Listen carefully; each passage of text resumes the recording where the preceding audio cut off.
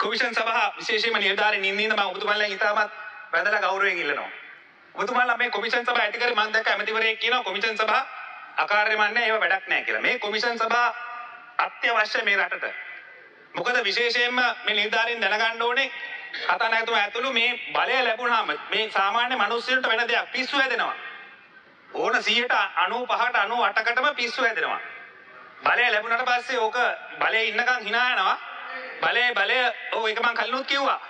95කට ඔබතුමාලා හිටිය විදිහ බලන්න ඔබතුමාලා කතා කර ඔබතුමා මම දන්නේ නැහැ ඔබතුමාගේ පරණ කැරක්ටර් රෙකෝඩ් ටික දාලා බැලුවොත් ඔබතුමා ඔය හිටියේ පුද්දලයා නෙමෙයි.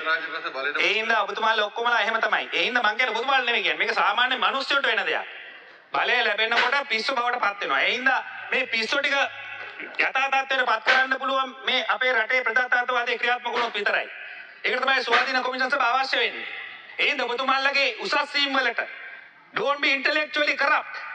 මම කියන්නේ අධිකරණ සේවා කොමිෂන් සභාවට ඒ වගේම අනිකුත් සියලුම කොමිෂන් සභාවලට මැතිවරණ කොමිෂන් සභාවට ඔබතුමාලා හිතේ තියාගන්න.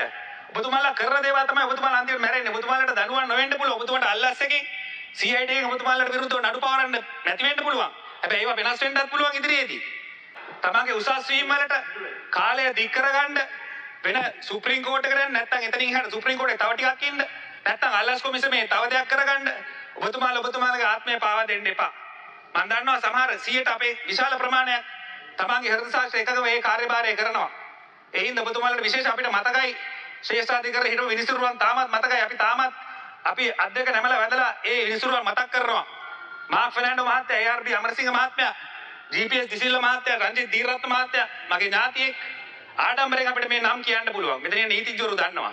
ඒ හින්දා අන්නේ ඒ විදිහට තමන්ගේ නම තියාගන්න පුළුවන් නම් ඒ විනිසුරුවන්ට ආත්මය පාවා දෙන්න නැතුව දේශපාලන තීන්දුව දෙන්න නැතුව තමන්ගේ ප්‍රොමෝෂන් වලට ඒ වැඩේ නොකරොත් තමන් හොඳට තමන්ට මේ යන්න පුළුවන් නමක් තියලා. ඒ හින්දා තමත් ආදරෙන් කියන අද අපි විපක්ෂ වෙන්න පුළුවන්. හෙට අපි ආණ්ඩු පක්ෂය වෙන්න පුළුවන්. අපි තතන ගිහලා ඉඳගෙන hina වෙන්න පුළුවන්. අපි ආණ්ඩු පක්ෂින් උකට දැනෙන්නේ නැහැ. හැබැයි මේ රට ඉස්සරහට යන්න ඕන නම් විශේෂයෙන්ම කොමිෂන් සභාවලට කියනවා මේ කොමිෂන් සභාව අවශ්‍යයි. අපි ශක්තිමත් කරන්න ඕනේ. හරියට ඒ දිනදාරින්ට අපි අවශ්‍ය දේවල් අපි ලබා දෙන්න ඕනේ.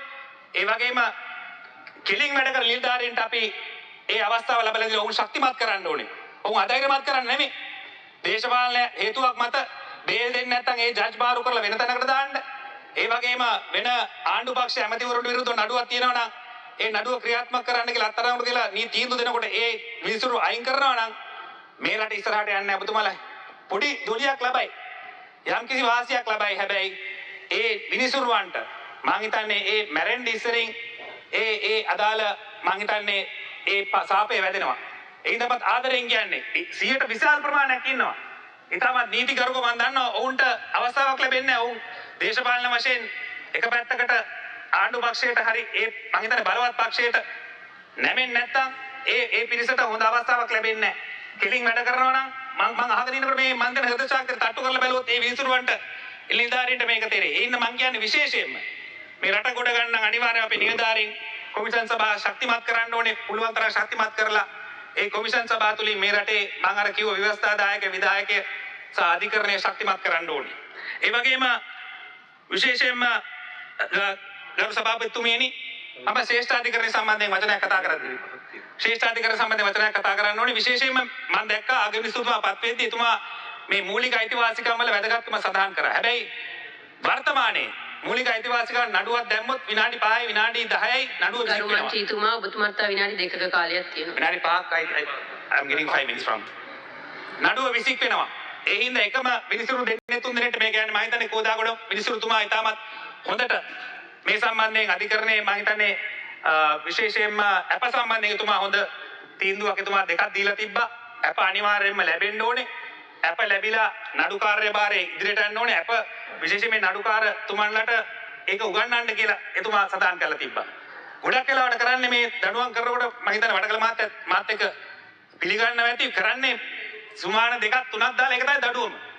රිමාන්ඩ් කරනවා දේශපාලන මොකක් හරි මත ගන්නව ඇතුළට සුමාන දෙකක් දානවා මාසයක් දානවා ඒක තමයි දඬුවම. එහෙම දාන්න කිසිම අවස්ථාවක් නැහැ. මේ ගොඩක් කට්ටිය ඔය ඔබතුමා දන්නවා මේ අප කොන්දේසි කඩ කර කට්ටිය නෙමෙයි. කොහෙවත් අප කොන්දේසියක් කඩ වෙලා නැහැ. ඒ වගේම ශ්‍රේෂ්ඨාධිකරණය අපිට මූලික අයිතිවාසිකමක් ඒ කාලේ මට මතකයි රාජපක්ෂට විරුද්ධව මම සටන් කරද්දී දෙපාරක් මාව අත්අඩංගුවට ගන්න උත්සාහ කරා. මම ශ්‍රේෂ්ඨාධිකරණයට ගිහලා ඒ විනිසුරුවන්ට අපි තාමත් ගෞරව කරනවා. අපිට අපේ නඩු ඉදිරිපත් කරලා ඒ අයිතිවාසිකම් ලබා ගන්න අපිට සටන් කරන්න හැකියාව ලැබුණා. ඔබතුමා වඩකල මහත්තයා ඒ කාලේ අපි එකට හිටියේ. මතක ඇති. හැබැයි මොකද්ද දැන් ශ්‍රේෂ්ඨාධිකරණයට ගිහිල්ලා මම දැක්ක එක අවස්ථාවක මම ඉන්න අවස්ථාවක මොකද්ද කියන්නේ පොලිසියෙන් නඩු දාන්න අපි ඉන්නේ හිරේ දාන්න කියලා මට කිව්වා. මේ වගේ අපි අධිකරණයක් බලාපොරොත්තු වෙන්නේ නැහැ. අපිට යන්න පුළුවන් අන්තිම දන ශ්‍රේෂ්ඨාධිකරණය. ඒ ශ්‍රේෂ්ඨාධිකරණය එහෙම කරනවා නම් යම් හේතුවක් මත උසස් වීමක් ගන්න නැත්නම් යම් දෙයක් ලබා ගන්න විනිසුරුවෙක් එහෙම කටයුතු කරනවා නම් මම හිතන්නේ ඒක ඉතාමත් රටේ අභාග්‍යයට රටේ ඉදිරි ගමනට විශාල කැලලක්. ඒ වගේම ඒ විනිසුරුවන්ටත් කැලලක්. විනිසුරුවන් එළියට ගිය දවසක් කවදාවත් මම අර කිව්ව නම් ඒ ගොඩට වැටෙන්නේ නැහැ විනිසුරුවන්ගේ. ඒක ඉතාමත් අපි වගකීමෙන් කියන මේ අවස්ථාවේදී තමන්ගේ රාජකාරිය කරන්න කොන්ද කෙලින් තියන වැඩ කරන්න ඔබතුමාලා ඉතාමත් ගෞරවයෙන් ඔබතුමාලා මේ යන්න පුළුවන්. ඔබතුමාලගේ දරුවන්ට ඔබතුමාලා ගැන කතා කරන්න පුළුවන්. මට මගේ පියා ගැන කතා කරන්න පුළුවන්. නීතිඥවරයෙක් වශයෙන් මානුවර ඕනම තැන කාලා බලන්න සුජීව සේනසිංහගේ පියා සැලි සේනසිංහ මහත්තයා මොනවා හරි වැරදක් කළා තියෙනවා. විශේෂයෙන්ම නීති වෘත්තිය ඇති එතික්ස් ඇති. මට අද බය නැතුව ඒ ගැන කතා කරන්න පුළුවන්. මගේ ආච්චි මාර්සිං ෆිලිෂර් මාර්සිංහ මැතිරිය නෝරලිය නීතිඥවරියා. 9ක් ඉන්නවා මගේ නීතිඥවරු පවුලේ. දොස්තරවරු 12ක් ඉන්නවා. අපිට ආඩම්බරෙන් කතා කරන්න පුළුවන්. දරුවන්ට ආඩම්බරෙන් කතා කරන්න පුළුවන් පියවරු. තමන්ගේ නායකයෝ හරියට කෙලින් වැඩ කරන. ඒ හින්දා ඉතාමත් ආදරෙන් ඉල්ලා හිටනවා මිලින්දාරින්ගෙන්. තමන් ගන්න පඩියට තමන් ඉන්න රටට සේවය කරන්න කොන්ද කෙලින් තියාගෙන නැමෙන්න එපා දේශපාලන හයියට. ඒ හින්දා ඔබතුමාලා පස්තවිලියන ඔබතුමාලගේ නම කැලල්භාවයටපත් වෙනවා.